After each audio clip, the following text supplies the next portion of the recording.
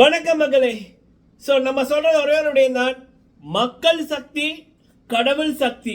இந்த ரெண்டு சக்திக்கு முன்னுக்கும் எந்த சக்தியும் அரசியல் பலமோ பணபலமோ செலிபிரிட்டி பலமோ எதுவுமே எடுபடாது அப்படி என்பது நம்ம கண்ணால பார்த்துருக்கோம், வாழ்க்கையில் அனுபவிச்சிருக்கோம். அண்ட் இப்போ அர்ச்சனா அவர்கள் விடயத்தில் நடந்து கொண்டிருக்கு. எனக்கு தெரிஞ்ச தமிழ் பிக் பாஸ் சரித்திரத்தில் 6 சீசன் முடிஞ்ச 6 சீசன்ல இப்படி ஒரு சம்பவம் நான் இதுக்கு முதல் பார்க்கல. சரிங்களா? தெலுங்குல இது இப்படி தெலுங்குல நான் இப்படி பார்க்கல, மலையாளத்தில் நான் பார்க்கல. சவுத்தில் for the first time Archana அவர்களுக்கு தான் இப்படி ஒரு சம்பவம் நடந்திருக்கு. சரிங்களா? ஸோ அது என்ன அப்படி என்பதை பார்க்கலாம். ஃபுல்லாக பாருங்க, லைக் பண்ணுங்க. ஃபர்ஸ்ட் டைம் வந்திருக்கீங்க அப்படின்னா மறக்காம சப்ஸ்கிரைப் பண்ணுங்க. ஸோ நம்ம தலைவி அர்ச்சனா அவர்கள் இந்த பிக் பாஸ்ல பார்த்தீங்கன்னா 23 பேர் உள்ளுக்குள்ள போனார்கள். மக்கள் மனதில் மக்கள் ஆதரவில் நின்னது 2 பேர் தான். ஒன்று மிஸ்டர் பிரதீப் அண்ணா அவர்கள், இன்னொன்று அர்ச்சனா மேம் அவர்கள். ஸோ பிரதீப் அண்ணா அவர்களுக்கு இந்த மாயா, கமல்ஹாசன், இந்த மாயாவோட புள்ளி கேங் செய்த துரோகம் நம்ம வாழ்க்கையில கடைசி நாள் வரைக்கும் மறக்க மாட்டோம். அந்த அளவுக்கு ஒரு கேவலமான துரோகத்தை நவம்பர் 4ஆம் தேதி பண்ணியிருந்தார்கள். டைட்டில் வின்னரா வர வேண்டிய அவரை அநியாயமா அனுப்புனது இந்த மாயாவை வெற்றி பெற வைப்பதற்காகத்தான். சரிங்களா? ஸோ அப்படி இருக்கக்குள்ள அந்த பணக்கார சதி, கமல்ஹாசனோட சதி, அதனால அவர் வெளியில போனாரு. இவங்க பிக் பாஸ் டீம் நினைச்சது என்ன அப்படின்னா, பிரதீப் வெளியில போயிட்டார் அப்படின்னா அந்த இடம் மாயாவுக்கு போகும்.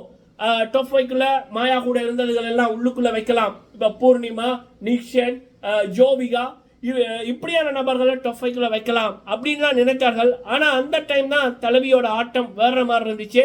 பிரதீப் அவர்களுடைய இடத்துக்கு மாயாவை கொண்டலாம் என்று நினைச்ச பிக் பாஸ் டீம், கமல்ஹாசன், இவங்க எல்லாருக்கும் இடியா வந்தாங்க. நம்ம தலைவி அர்ச்சனா அவர்கள் மக்களுக்கு வரமா கிடைச்சாங்க. அர்ச்சனா அவர்கள் பிக் பாஸே வேணாம், பிரதீப் போனதுக்கு அப்புறம் பிக் பாஸே வேணாம் அப்படின்னு டிவியை ஆஃப் பண்ணவர்கள். இப்ப வரைக்கும் அந்த பிக் பாஸை, இவ்வளவு நெகட்டிவிட்டி நிறைந்த பிக் பாஸை பார்ப்பது அப்படின்னா அர்ச்சனா அப்படின்னு ஒருத்தர் வெற்றி பெறணும், அவங்களுக்கு நல்லது நடக்கணும், அவங்களுடைய வெற்றி மூலமா இந்த தீயவர்களுக்கு பதிலடி கொடுக்கணும் அப்படி என்பதுதான் மக்களோட எண்ணம். ஒட்டுமொத்த மக்கள் 5 வயது குழந்தையில இருந்து 95 வயது தாத்தா பாட்டி வரைக்கும் அர்ச்சனாக்காக தான் பிக் பாஸை பார்க்குறாங்க, அர்ச்சனாக்கு தான் ஓட்டை போடுறாங்க. ஸோ இது நம்ம பார்த்தது, நான் பல தடவை சொன்னது. இன்னைக்கு சோசியல் மீடியாவில் ஒரு வீடியோ ஒன்று பார்த்தேன். இது வரைக்கும் எந்த சீசன்லையுமே இப்படி நடக்கல. இந்தியன் ஆர்மியில் இருக்க தமிழ் சோல்டியர் ஒருத்தர், ஒரு வீரர் ஒருத்தர் ஒரு வீடியோ ஒன்று போட்டிருக்காரு. அதில் அவர் சொன்னது என்ன அப்படின்னா, எல்லாரும் நல்லா தான் ப்ளே பண்ணுறாங்க, ஆனால் டிசர்விங் அப்படின்னா அது அர்ச்சனா தான். அர்ச்சனா அவர்களை ஏன் எனக்கு பிடிச்சது அப்படின்னு ஒவ்வொரு வீக்கும் என்னென்ன அவங்க பண்ணாங்க அப்படி என்பதை சொல்லி, ஸோ என்னுடைய ஓட் அர்ச்சனாக்கு தான் அப்படின்னு இந்தியன் ஆர்மியில் இருக்க ஒரு வீரர் அவர் ஒரு வீடியோவை சோசியல் மீடியாவில் போட்டிருக்கார். அதை இப்போ ட்விட்டர்ல இப்போ ரிவ்யூ பண்ற நபர்கள், ட்விட்டர்ல அப்டேட் கொடுக்குற நபர்கள், ட்விட்டர்ல ஒருத்தர் ஃபேமஸா இருக்காங்கல்ல, ஸோ அவங்க அந்த வீடியோவை பார்த்துட்டு ஷேர் பண்ணியிருந்தாங்க.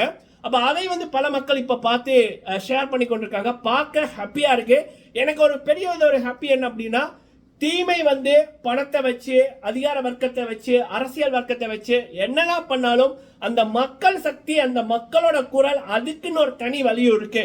அந்த மக்கள் சக்திக்கு முன்னுக்கு உன்னோட என்ன சக்தியும் எடுபடாது அப்படி என்பதை காமிக்க முடியுது. இதெல்லாம் தானா சேர்ந்த கூட்டம், இதெல்லாம் தானா மக்களா செய்யறாங்க. சோ அதை பார்க்கக்குள்ள மக்கள், ஒவ்வொரு மக்களும் அர்ச்சனா பக்கம் இருக்கிற நியாயத்தை, அர்ச்சனாவுக்கு தான் எங்களுடைய ஓட் அப்படி என்பதை முகத்தை காமித்து வீடியோ போட்டு சொல்றாங்க. பாருங்க, சலூட். சரிங்களா? ஸோ எத்தனை பேர் அந்த வீடியோ பார்த்தீங்க அப்படி என்பதை கமெண்ட் சொல்லுங்க. ட்விட்டர்ல அந்த வீடியோக்கள் வைரல் ஆகி கொண்டிருக்கு. சந்தோஷமா இருக்கு மக்களே. சரிங்களா? ஸோ இதுதான் உண்மையா இருந்தா, நேர்மையா இருந்தா மக்கள் உங்களை எங்க உச்சத்துல வைப்பாங்க அப்படி என்பதற்கு நம்ம அர்ச்சனா அவர்கள் உதாரணம். சரிங்களா?